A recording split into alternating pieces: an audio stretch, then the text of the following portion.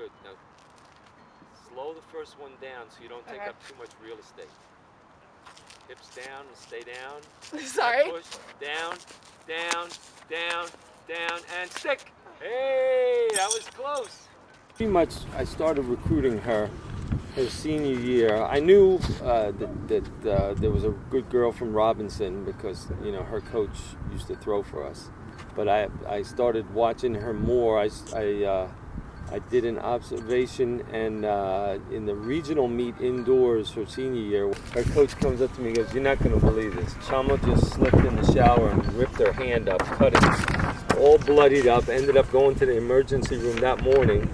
And I'm like, "Well, what's going on? Is she going to throw?" He goes, "Yeah, she's going to throw." And she goes out and I think wins the region. I think she won the region that day through like 42 feet. So at that point, when you see that, you know that you got someone pretty special. So what was it like when you placed second in the shot put for the school record? Like, what was that meet like? What were like your feelings after that?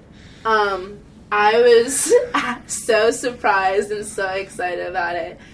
Because when it comes to competition, like, I don't think about the stats. I just go out there to compete and do the best for myself. And if I end up beating people, like, I'm very proud of myself at that. But, like, it was definitely, it was a surprise because looking back, I never would have thought I would have thrown this far. In high school, I wasn't really into track. I was more into soccer, and I started to do track. I started off actually as a sprinter before I was a thrower.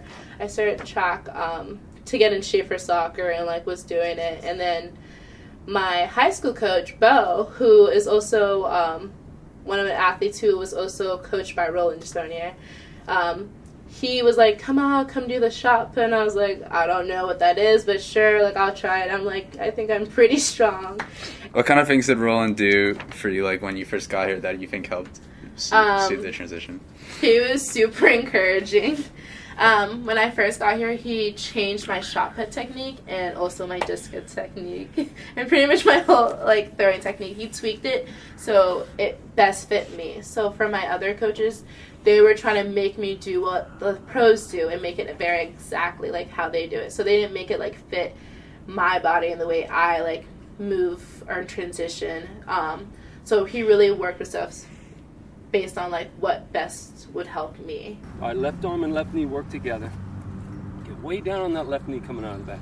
Sprint, stop! Mm-hmm. See, you got to be able to do this. Arm put over that left knee, sprint, stop! Right there, not.